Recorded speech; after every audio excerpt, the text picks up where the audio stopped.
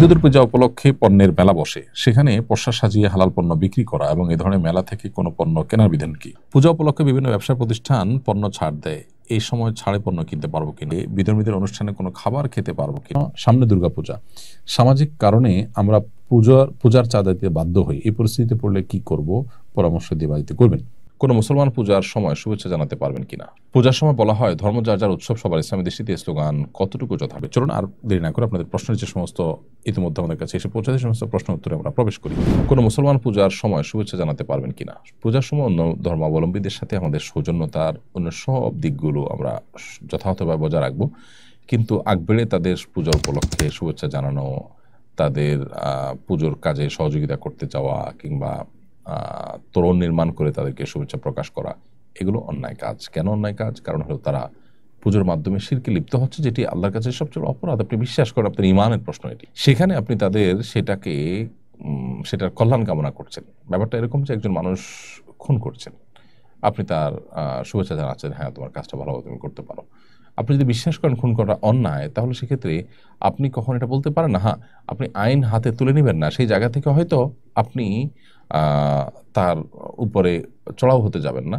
কেউ কোনো পাপের কাজ করতে যাচ্ছে, জেনা করতে যাচ্ছে, ব্যভিচার করতে যাচ্ছে, আপনি হয়তো তার উপরে আইন হাতে তুলে নিতে যাবেন না, কিন্তু এর মানে এই না তারটা সে করবে, যথাযথভাবে তার বিচার হবে।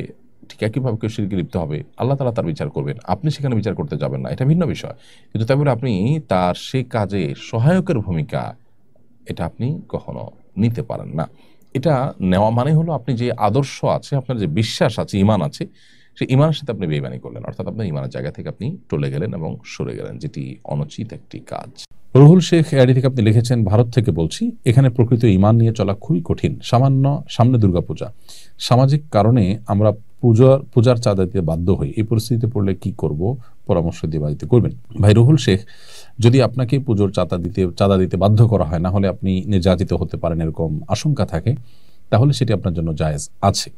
আল্লাহ সুবহানাহু ওয়া তাআলা কোরআনে কারিমে পরিষ্কার ভাবে বলেছেন, ইল্লা মান উকরিহা ওয়া কলবুহু মুতমাইন্নুন বিল ঈমান, যে ব্যক্তিকে বাধ্য করা হয়েছে শিরক বা কুফরি বাক্য মুখে উচ্চারণ করতে, অথচ তার ঈমান পরিপূর্ণ রয়েছে অন্তরে, তাহলে তার কথা ভিন্ন, অর্থাৎ তার জন্য এটি বলার কারণে সে মুশরিক হয়ে যাবে না। অতএব আপনি যেখানে আছেন সেখানে আমরা জানি নানা প্রতিকূলতা রয়েছে, সামান্য আপনার গরুর গোশত ফ্রিজে আছে, ব্যাগে আছে, এই অজুহাতে, অনেক সময় মিথ্যা অজুহাতে মুসলমানদেরকে পিটিয়ে মেরে ফেলা হচ্ছে, সেখানে অহরহ এই ধরনের ঘটনাগুলো আমরা শুনতে পাচ্ছি। এই জায়গা থেকে আমরা আপনাকে বলবো যে আপনি অবশ্যই যদি নিরুপায় হন এবং জুলুমের শিকার হবেন বলে আশঙ্কা করেন, তাহলে আপনি পুজোর চাঁদা দিলে আল্লাহর কাছে আপনি গুনাহগার হবেন না, কারণ আপনি এই পুজো করা বা শিরক করা, এটাতে আপনি সন্তুষ্ট নন বা এটাকে আপনি মেনে নেননি, বরং আপনি একটা পরিস্থিতির শিকার হয়েছেন, সো এটা জায়েজ আছে। হিন্দুদের পূজা উপলক্ষে পণ্যের মেলা বসে, সেখানে পসরা সাজিয়ে হালাল পণ্য বিক্রি করা এবং এই ধরনের মেলা থেকে কোনো পণ্য কেনার বিধান কি? এরকম মেলা যাওয়া, যে মেলাটা কোনো শিরক উপলক্ষে হয়েছে, সেখানে যাওয়া এবং সেখানে দোকান দেওয়া, এটা জায়েজ কাম নয়। কারণ সেখানে আপনি যাওয়ার মাধ্যমে মূলত শিরক কেন্দ্রিক একটা আয়োজনকে আপনি সমৃদ্ধ করলেন এবং সেখানে কোনো না কোনোভাবে শিরকের যে জাঁকজমকপূর্ণ একটা রূপ, সেটাতে আপনার অংশগ্রহণ থাকলো, আপনার কন্ট্রিবিউশন থাকলো, তো এটা জায়েজ হবে না। এই জিনিসটার উপর আমাদের খুব বেশি সতর্ক থাকা উচিত।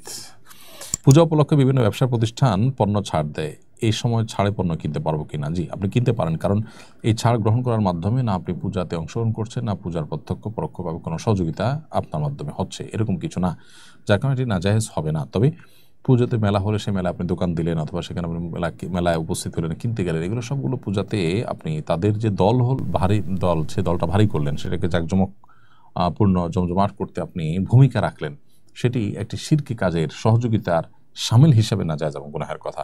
কিন্তু আপনি কোনো ছাড় কোনো মার্কেট থেকে পাইলেন আর নিয়ে চলে আসলেন, এর কারণে আপনি পুজোর প্রত্যক্ষ পরোক্ষভাবে কোনো প্রকার সহযোগিতা করলেন না, বিধায় এটা গুনাহ হবে না।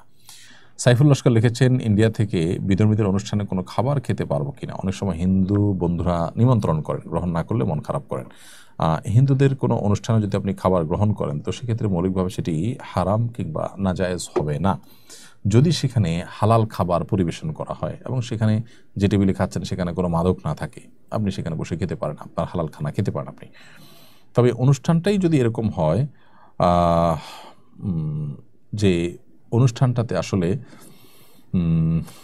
আপনার কি বলে, যেই অনুষ্ঠানে হারামের উপাদান রয়েছে, সেখানে গান বাদ্য রয়েছে, সেখানে শিরকের বিষয় আসর রয়েছে, এরকম যদি হয় তাহলে সেক্ষেত্রে সেটা জায়েজ হবে না, সেটা গুনাহের বিষয় হবে।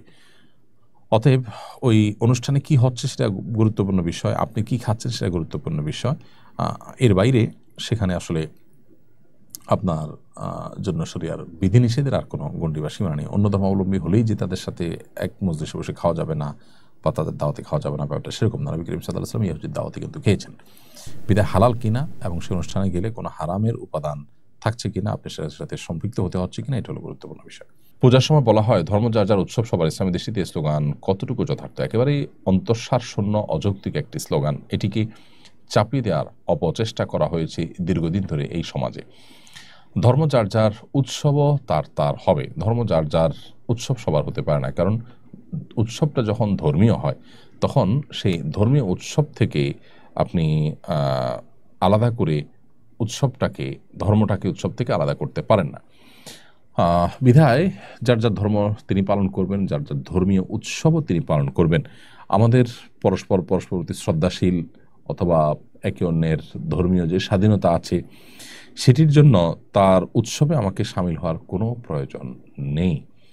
আমরা দেখেছি যে অনেকে ভিন্ন ধর্মীদের উৎসবে সামিল হয়ে উদারতার জাহির করতে গেছেন, আবার রাজনৈতিক প্রয়োজনে তাদের উপরে হামলা করতেও সেই মানুষগুলোর কিন্তু দ্বিধা করতে দেখা যায় না। তো আসলে এভাবে ধরে বেঁধে বা শো অফ করে সামাজিক সম্প্রীতি সৃষ্টি করা যায় না। ইসলামের প্রকৃত শিক্ষা যদি আপনি প্রচার করতে পারেন তাহলে সেক্ষেত্রে সেটাই কিন্তু যথেষ্ট হবে আমাদের সমাজে ভিন্ন চিন্তার বা ভিন্ন ধর্মের মানুষের প্রতি মুসলমানদের যে আপনার সাম্প্রদায়িক সম্প্রীতি, মুসলমানদের যে ভালোবাসা, সেটাকে প্রতিষ্ঠিত করবার জন্য।